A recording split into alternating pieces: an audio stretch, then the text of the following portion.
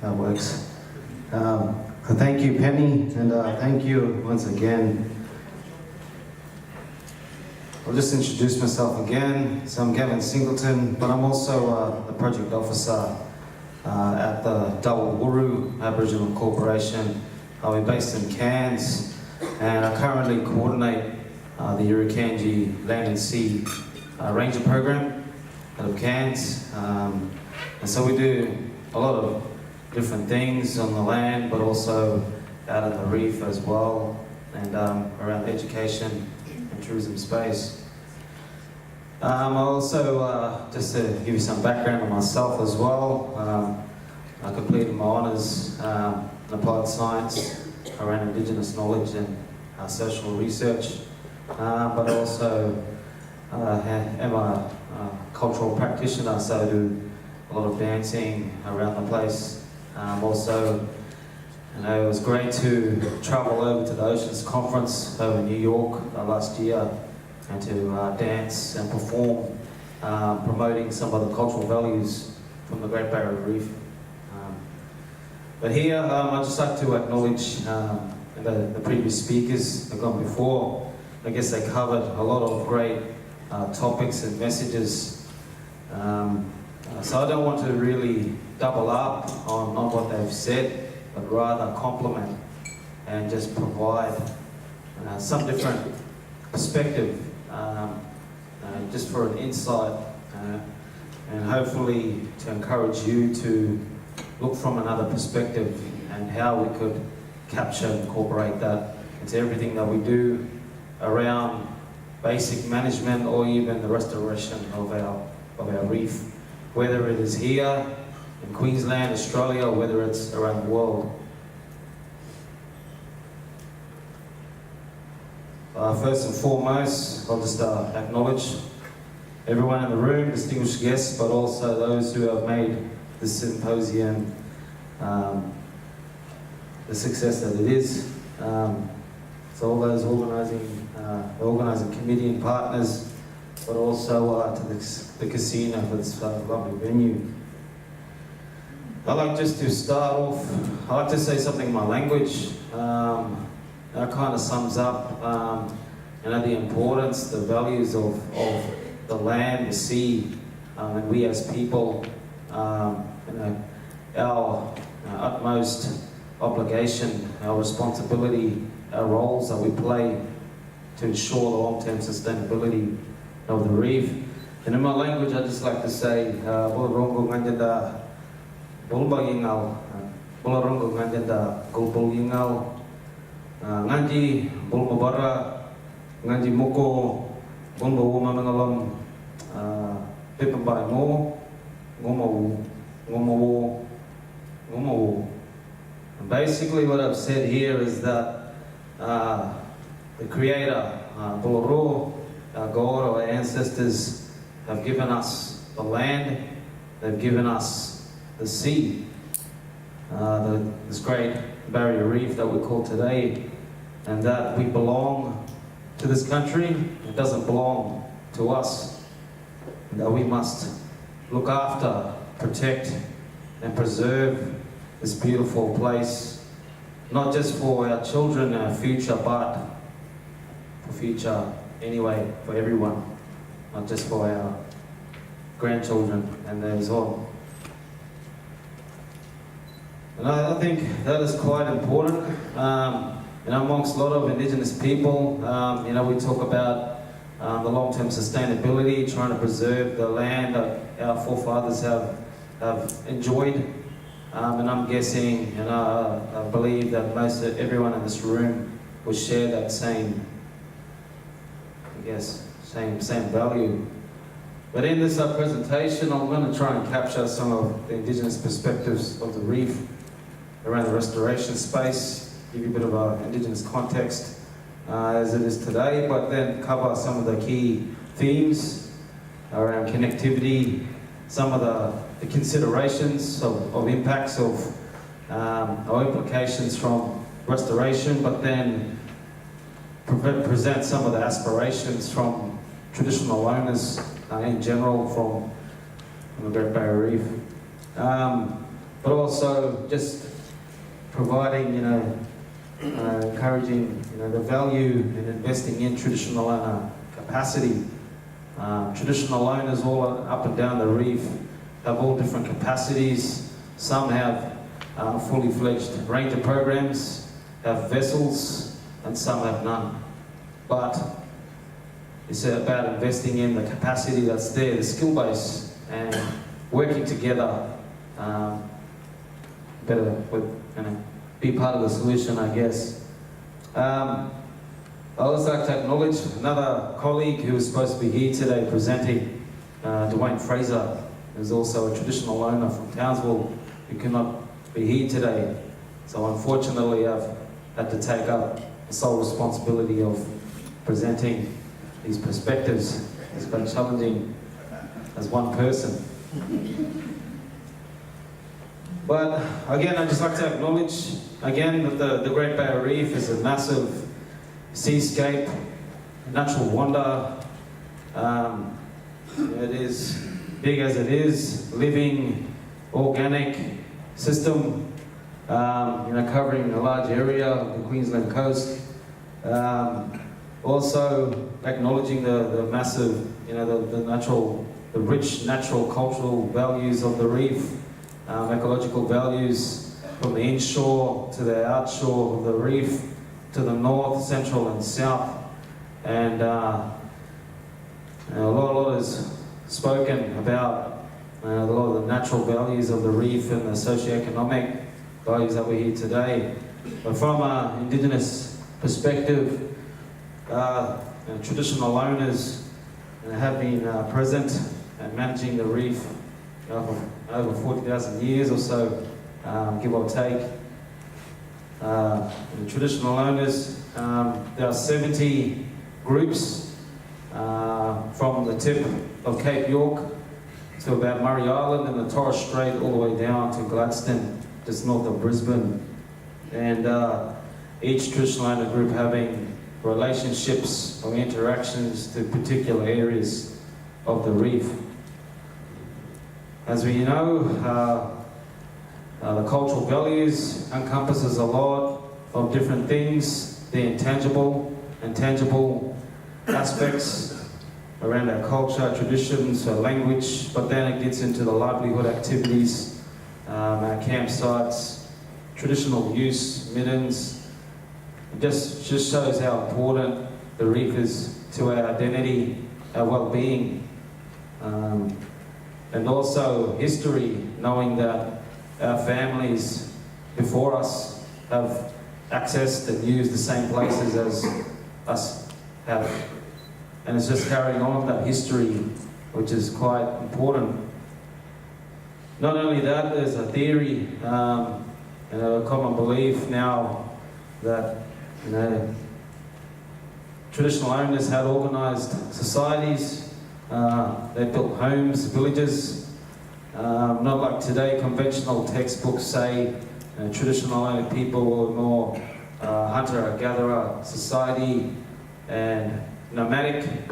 But some historians today have challenged some of those ideologies and presented some of these findings that actually traditional owner culture and society was more complex than we think, and that traditional owners did carefully select seeds for harvest and farming, but we did it within the natural landscape.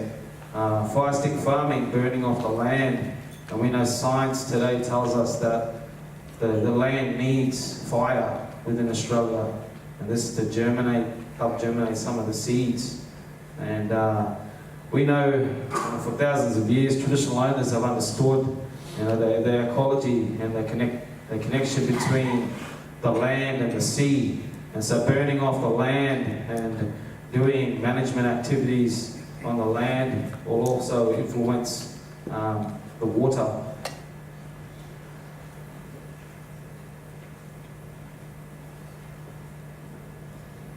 Also, with the Great Barrier Reef World Heritage criterion, recognising man's interaction with his environment, which captures traditional owners' connections with the Great Barrier Reef.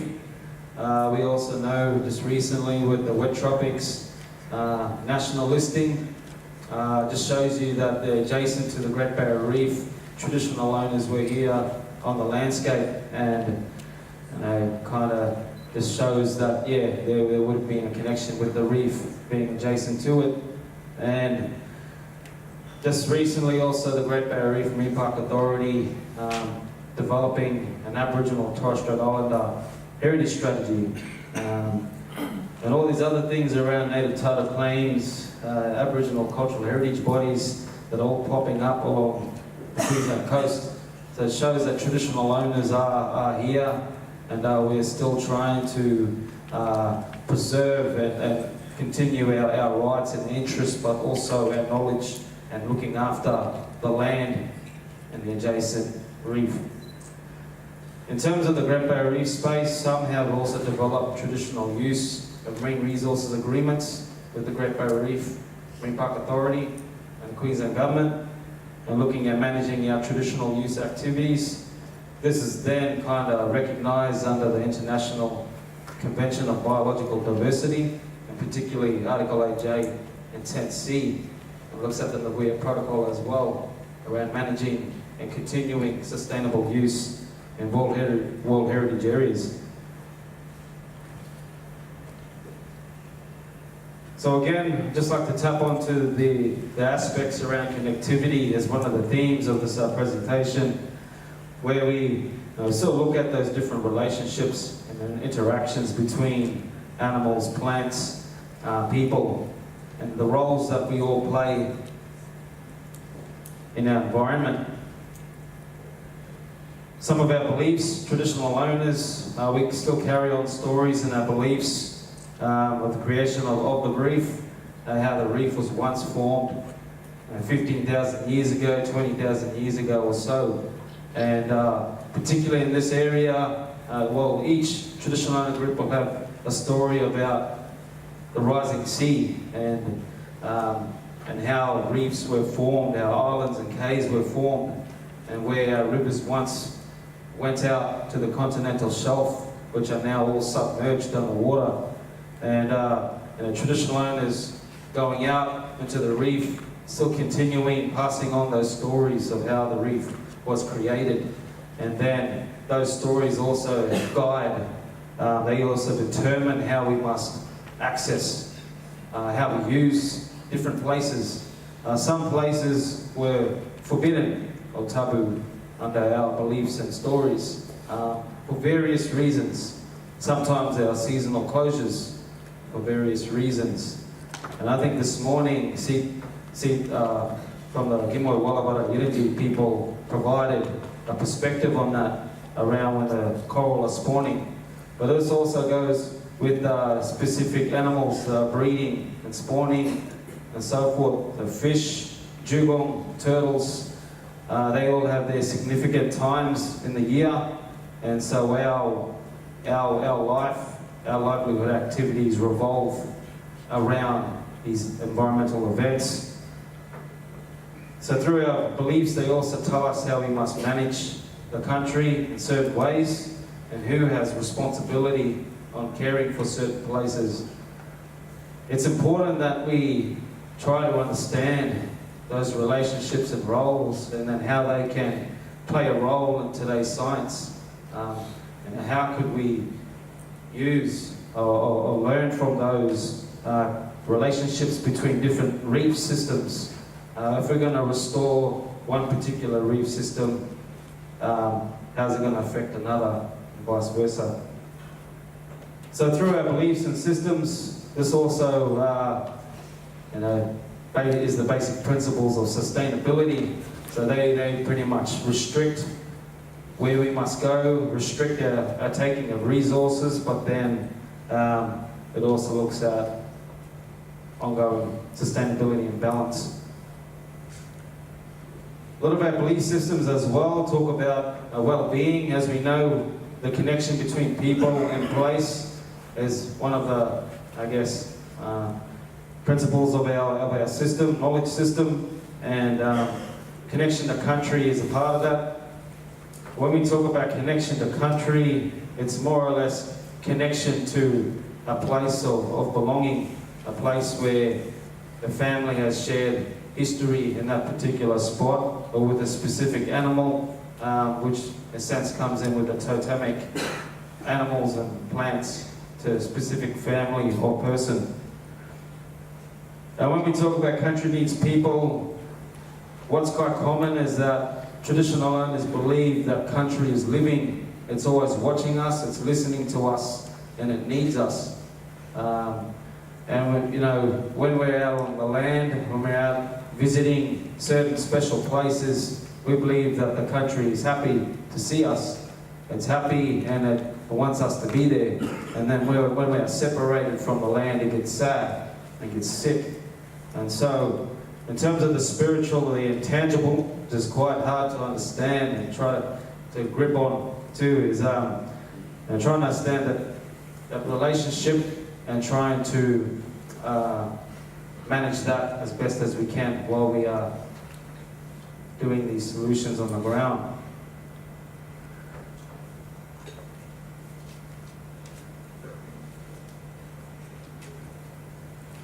So I've put up a few dot points around the impact of country, things to consider while we are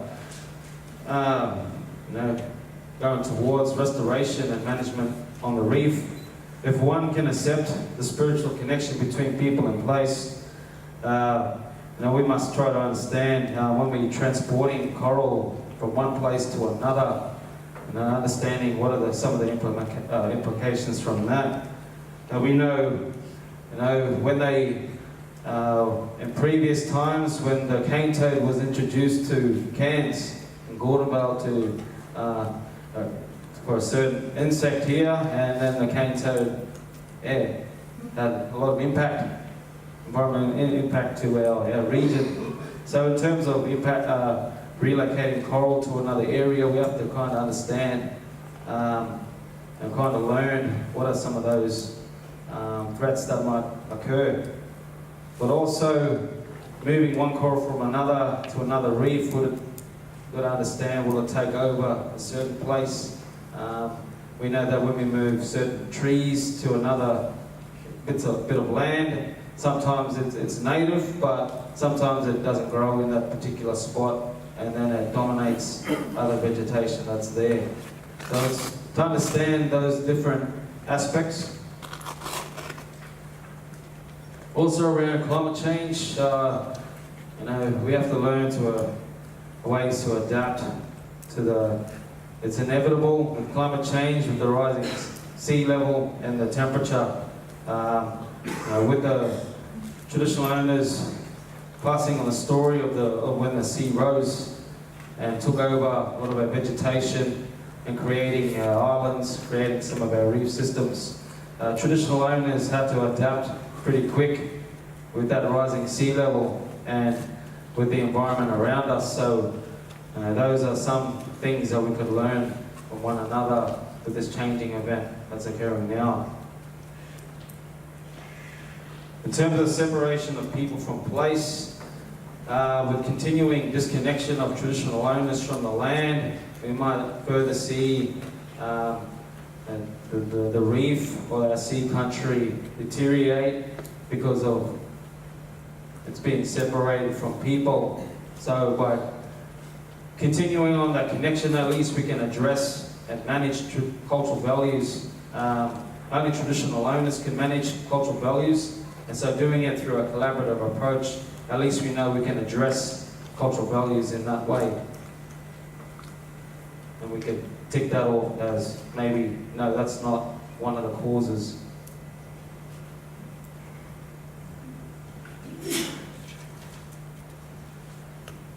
In terms of traditional owner aspiration, traditional owners probably met in Palm Cove in May this year to discuss our values and concerns about the Great Barrier Reef, particularly after the bleaching events that happened in the last few years. And some of the common sort of themes that came around through that workshop from the elders was more around traditional owners being involved in restoration or in research activities. I think a lot of traditional owners felt that they have been excluded or not participating as much as they should, and so that was high on the agenda, was more involvement in activities, whether it is through training, whether it's through employment activities, to be out on the water and participating in that activity. Sometimes it's a matter of doing some workshops and developing collaborative agreements for those approaches. And even if traditional owners cannot be involved in the actual diving and restoration, maybe they could get skills through boating, getting the coxswain's training and assisting in education or compliance activities, other stuff like that. Another big kind of theme that came through was around the ethics, which ties into that, around the Nagoya protocols, the shared benefits with research happening, and some of the data, the findings, and traditional knowledge being incorporated to the research, and then traditional owners are not getting the knowledge or data back to them that they shared. I think that was one of the other concerns that they wish to improve on for future, with future researchers. Also, I think another one was around investing in traditional owner capacity. As I said once before, there are many traditional owner groups who have a range of programs. Example, here in Cairns, our ranger group actively involved on the reef, in reef activities. I think that's one of our aspirations, is to increase our involvement, develop our skills a bit more, and be a bit more in tune, and hopefully provide and contribute to decision making around research activities.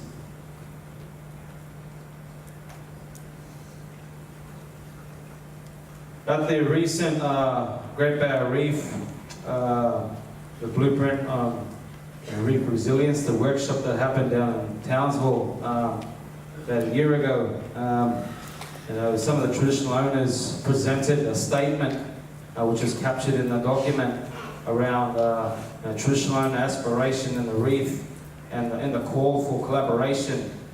I think that was really big, and I think that's one of the key messages that's going to come out of this symposium. Anyway, I don't want to take up too much of the morning. I think we're trying to run on time here, but I'd like just to say the need to invest in traditional owner management. The Reef 2050 plan, there's traditional owner actions recognised in that plan. Also around investing in the infrastructure that traditional owners have, and also those key themes around the connectivity and then the implications from replanting coral from one place to another. But anyway, hope you enjoy the symposium, and we'll see you around. Thank you.